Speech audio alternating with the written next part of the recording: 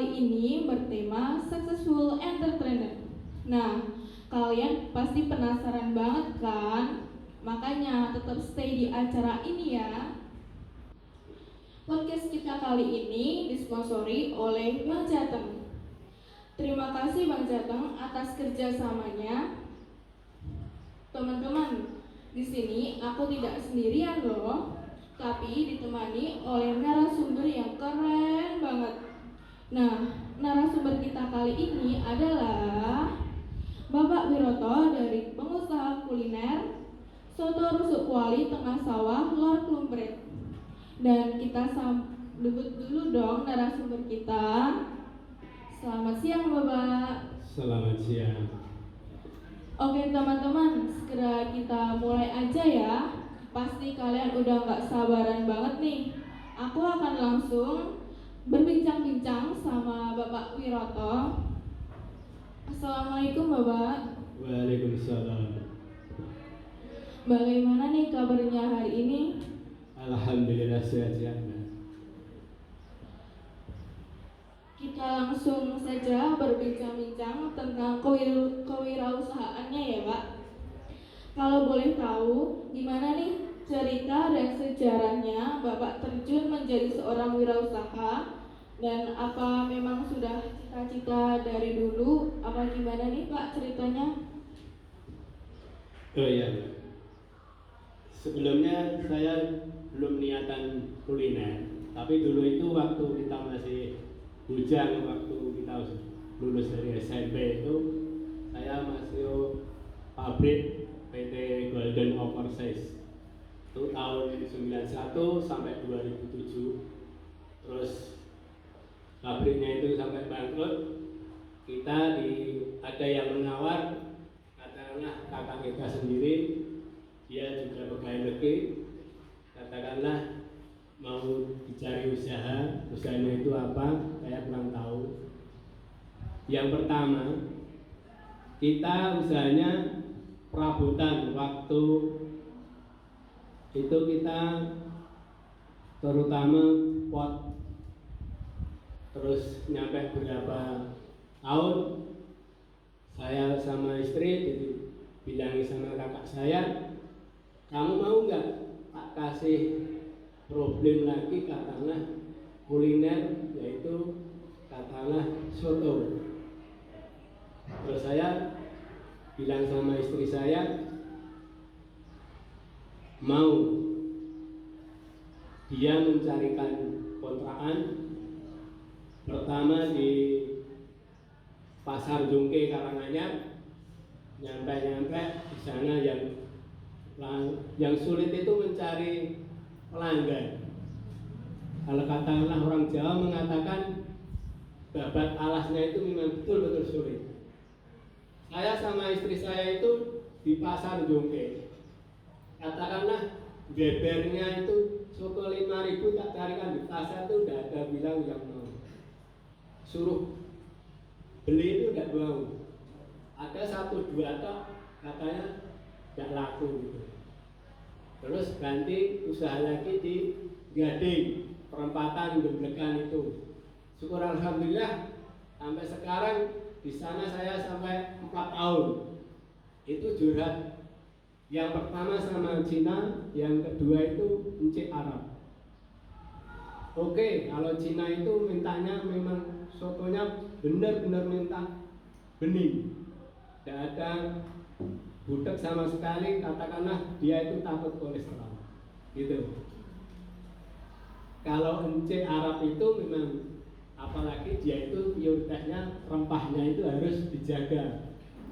Katakanlah kalau encik Arab itu disuruh nambahin daun jeruk sama serai, itu ya masuk akal rempahnya itu, biar agak rempahnya itu aromanya gitu. Itu ternyata kendalanya itu kalau orang ngontrak itu, kalau soto itu udah laku, yang punya lahan otomatis kan naik semua, mintanya naik terus gitu. Pertama saya ngontrak di sana 8,5, 9 juta, 9,5, terakhir 10 juta tak jual gitu.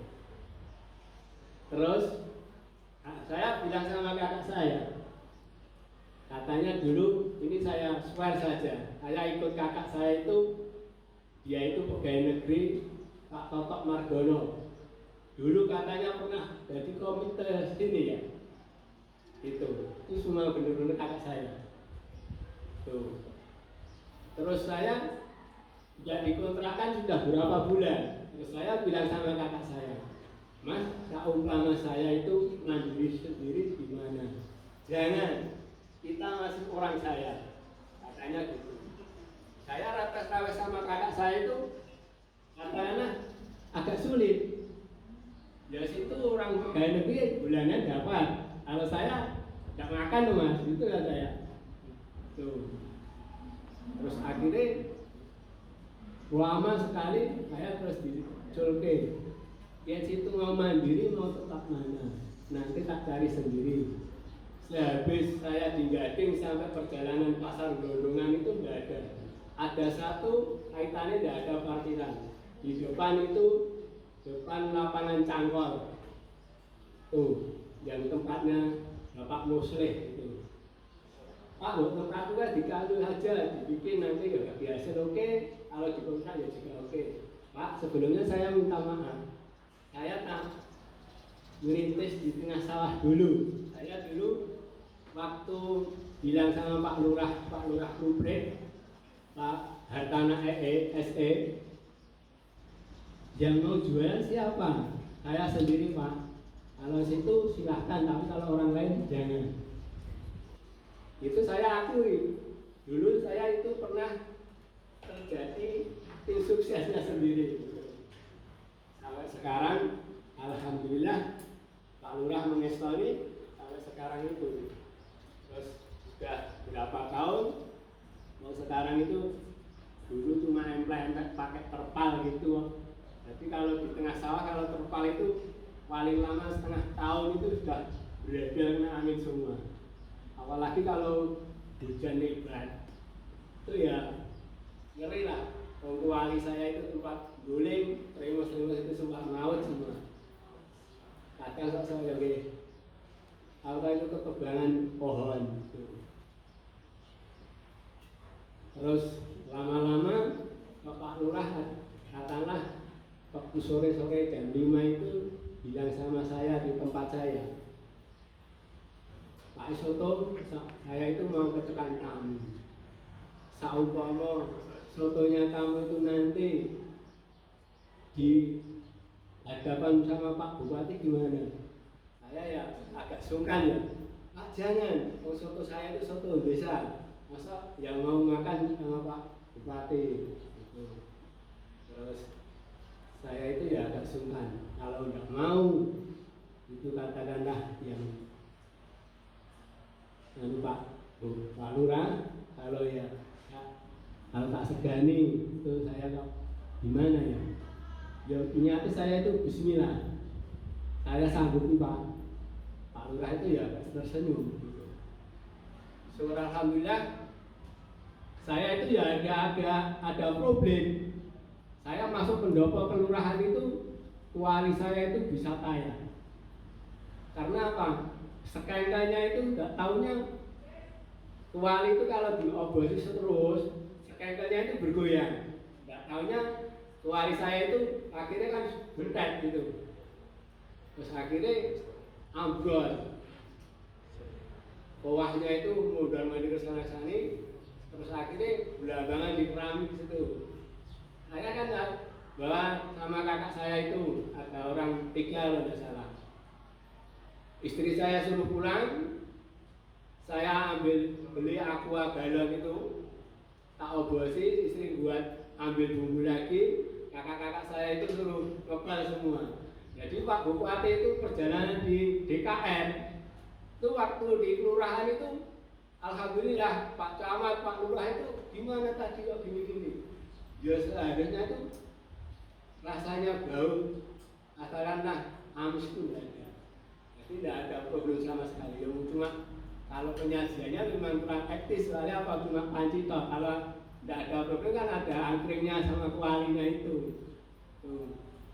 Terus akhirnya akhirnya Pak Wardoyo itu mimbar, wah numprit golek sapi dhewe iwak-iwakan, kok kayak jaluk bantuan gitu. Terus akhirnya Pak Lurah dibantu kalau tidak salah 90 juta plus semen 50 sek. 50 sak itu untuk bangun tuh gedungnya Kelurahan Rumpin itu. Pokoknya saya istri sampai semalam saya tidak bisa tidur. Bu, kalau nanti sotonya kita itu bukti, insya Allah lancar. Tapi kalau Pak Wardoyo nanti bilang tidak enak, fatal, harus belajar lagi, lebih belajar. Gitu.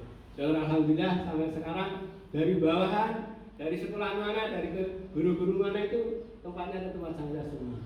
Syukur alhamdulillah. Sekiranya gitu aja. Jadi kapan nih usaha Bapak yang kelola soto ya? Iya. Yaitu dimulai dari tahun berapa Pak?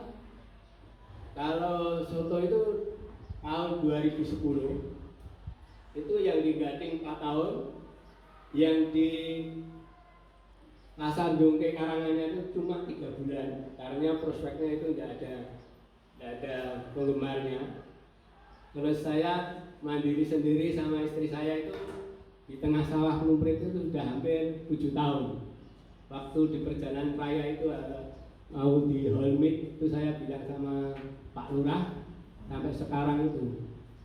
Sebenarnya kita itu sotonya cuma nebeng di atas kali gitu Pak. Itu.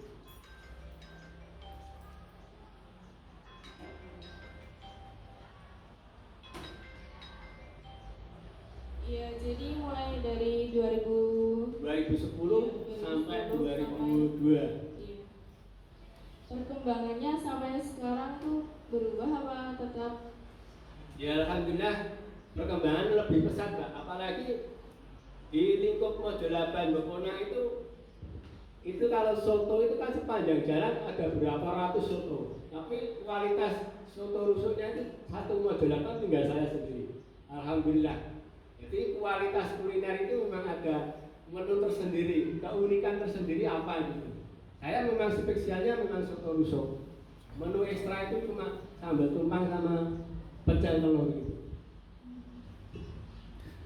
Kalau bab karyawan cuma itu katakanlah saya sejak dulu itu yang ngambil cuma dari segi saudara-saudara saya sendiri. Waktu pertama itu ponak-ponakan kita sendiri saya ajak kalau mau. Terus dulu waktu ponakan saya di WB itu sekarang sudah dianggap pegawai negeri. Terus yang sekarang di pabrik itu masih saya ikuti saya. Ini yang terakhir karyawan saya dari Gelondongan, Polokato. Iya. Ada kendala nggak ya Pak yang Bapak alami ketika mengelola soto itu?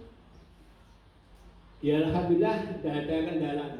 Kalau kendala itu orang jualan itu mesti ada prospek, katakanlah ya saya akui kalau di pinggir jalan raya itu memang entah itu ada yang kehilangan.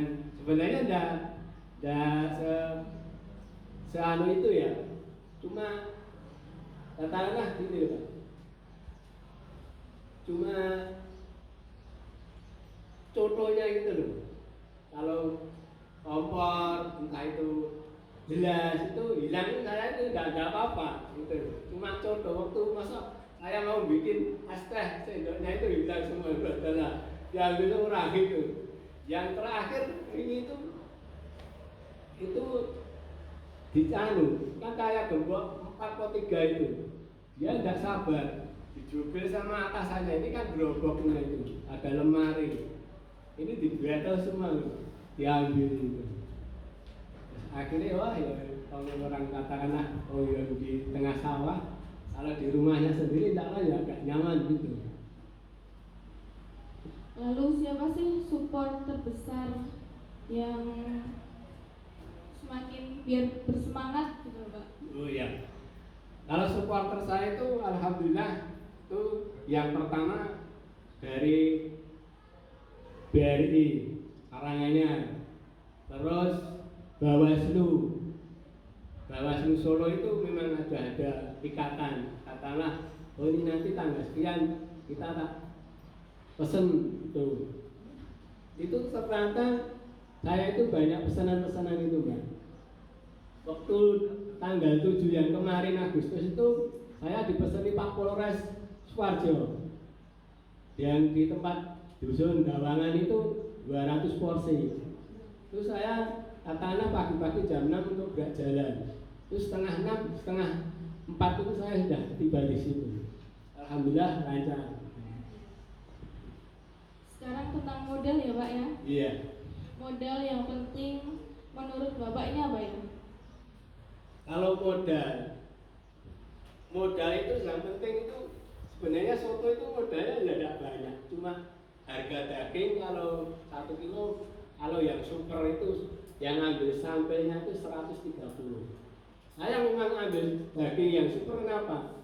Saya akui tamu-tamu kita itu orang-orang elit semua. Saya itu ya agak grogi atas soto yang tengah sawah soto bisa. Masya Allah, tamunya itu enggak tahunya mobil-mobil betul-betul gitu. Apalagi ya itu pejabat-pejabat semua gitu. Jadi kalau katakanlah minggu atau entah itu hari-hari Kliwon, kalau pasar Kliwonan itu kan Kliwon, itu mobil saya itu sepertinya orang punya hajatan itu benar. Parkiran itu sepanjang jalan itu mobil semua itu. Syukur alhamdulillah, ya itu kan ada kepuasan tersendiri. Gitu. Ada karyawannya nggak Pak? Tadi kan karyawannya dari keluarga. Dari keluarga betul. Kalau orang luar cuma ada, tapi kalau minggu itu ya ada 4 karyawannya 4 gitu. Seperti anak-anak kita sendiri gitu. Yang penting itu sekarang itu apa tau, yang penting kasih uang ya udah gitu. Kalau gaji karyawannya berapa Pak? Kalau hari-hari biasa tak kasih 50. Nanti kalau ada keistimewaannya itu 70 sampai kalau katakanlah makannya udah habis, udah nggak bisa sarapan itu saya ya ganti uang makan gitu. Ngomong-ngomong nih Pak, Ya. tentang penghasilan. Ya. Kira-kira berapa nih penghasilan Bapak per hari atau per bulan saat menjual soto itu? Oh kalau orang jualan nominalnya tidak bisa dijangkau Mbak, itu rezeki. Tapi syukur alhamdulillah kalau hari-hari biasa itu sepi-sepi ya di atas 1 juta. Tuh. Tapi kalau minggu entah itu katakanlah minggu tanggal muda, minggunya Kliwon itu hampir 3 juta lebih. Gitu. Tapi kotor loh ya. Gitu. Pernah berpikir nggak sih Pak ganti kelola, ganti usaha gitu? Insya Allah enggak, tapi teman-teman itu ada oh ya buka cabang gitu. Saya kalau cabang itu belum berani. Oh sekarang itu dipercaya orang itu sulit, mempercaya orang itu sulit. Katakanlah kamu tak tanggung jawab sini mau enggak? Belum berani. Uang sampai sekarang itu membeli itu ada kepuasan tersendiri Pak. Kalau tidak ada saya bilangnya sama ibu, kalau ada ibu tidak ada saya bilangnya sama bapak gitu. Jadi pembeli itu katakanlah sudah puas sama sekali. Itu kalau orang jajan itu kalau puas itu kan otomatis kan nanti ngatrol teman-temannya itu gampang itu loh Pak. Jangan kok sekali makan dia itu besok sudah tidak sini lagi, itu jangan. Memang katakanlah dia ada, jadi door to door gitu loh Pak. Katakanlah kalau saya itu makan sana, oh usulnya cocok, nanti besok tak ganti temen, gitu loh. Itu yang untuk caranya gimana ya, membeberkan kualitas sotonya gitu. Jadi jangan kok pas saya jajan sini kok kapok, mahal, terus sadis, itu jangan. Dimana merayu orang jajan itu kepuasan. Saya itu benar-benar kualitas, katakanlah orang Jawa mengatakan katakanlah bangun desa noto kota. Tapi kalau saya itu masakan desa tapi kualitas kota gitu. Jadi tusuk barang-barang sepele itu, tusuk gigi, entah itu tisu, tak siap semua gitu. Yang saya pikirkan itu orang-orang Cina itu. Cina itu gini, makan tahu satu itu tisunya sampai 1 roll gitu. Tapi saya tidak masalah, yang penting itu dia itu puas. Kalau Cina itu sekali masuk cocok, itu teman-temannya banyak semua gitu. Kalau cek Arab itu ya juga gitu. Gitu. Jadi kalau kuliner itu ada ciri khas tersendiri gitu, supaya nih orang jajan itu nyaman, banyak temen bolo itu gimana itu kepuasan. Saya itu ya tidak nyangka orang-orang BRI Karanganyar, orang-orang BRI Krumpe itu pada undangan di situ semua. Jadi kan dia itu puas gitu. Saya jualan soto riso itu yang dulu itu baru 10.000 sampai 12.000, 15.000, sampai sekarang itu habis lebaran ini kemarin berapa? Sekarang itu satu porsi sudah 27.000. Kalau saya yang jual itu sebenarnya sudah mahal. Tapi kalau orang jajan itu kok ya enggak, kok mahal itu Mas Yonda. Tapi dia itu benar-benar kepuasan sotonya riso itu. Karena ada cita rasa yang berbeda. Betul ya. Kalau keunikan soto ruso itu yang ada tulangnya, telet di tulang, itu ya empuk bisa digeret. Tapi kalau telet di tulang alot itu ditinggal, itu berarti tidak kurang puas gitu. Jadi kita itu harus sering-sering pandai-pandai memilih rusuknya itu. Oh ini ternyata dagingnya daging putri, ini daging sapi lanang itu ya beda gitu. Kalau daging sapi lanang itu memang kualitasnya kemel, itu heboh. Tapi kalau itu sapinya putri, itu memang agak alat gitu. Jadi kita itu harus pandai-pandai memilih. Dan nanti bab jaga itu harus dibilang, Mbak ini sapinya beda ya, itu ya tahu ya benar gitu. Jadi tanya lagi ya Pak ya. Iya. Setiap usaha kan ada strateginya. Iya. Ya, menurut Bapak agar usaha Bapak lancar itu strateginya kayak gimana nih? Kalau strategisnya itu yang satu saya prioritaskan memang itu parkiran Pak. Kalau sekarang itu yang lebih hebohnya itu orang di mana tempat memang di sana kulinernya itu. Sekarang orang Dian kan udah pada jajani semua gitu. Yang terutama itu tempat parkiran gitu. Kalau parkiran itu nyaman, puas, itu insya Allah orang beli mesti pada berhenti semua. Gitu. Terus apa sih tips menjadi wirausaha sukses seperti Bapak ini? Sebenarnya orang-orang usaha itu ya katakanlah saya mengatakan ya sak kesel-kesel wong nganggur, ya sih kesel wong nganggur gitu. Tapi kalau kesel wong kuliner itu memang seneng. Katakanlah kalau malam itu saya bangun jam 2. Itu dibikin masak rampung jadi nanti jam habis luhuran kita selesai sudah bisa netral. Katakanlah saya bisa mulai uang yang di Jerepaya itu. Oke teman-teman, ternyata jadi berwirausaha yang sukses itu butuh semangat, niat, tekun, dan strategi yang tepat ya Pak ya. Makanya kita harus banyak belajar dan ambil pengalaman dari mereka yang sudah terlebih dahulu memulai usaha. Karena apa teman-teman? Agar kita semua bisa sukses seperti mereka. Dan jangan lupa ya teman-teman, nantikan Esamo Podcast selanjutnya. Dan jangan lupa juga untuk subscribe YouTube Esamo ya. Akhir kata, aku pamit undur diri dan terima kasih Bapak Wiroto atas sharing-sharingnya kali ini. Semoga bermanfaat buat teman-teman semuanya. Sampai jumpa di podcast selanjutnya. Wassalamualaikum warahmatullahi wabarakatuh.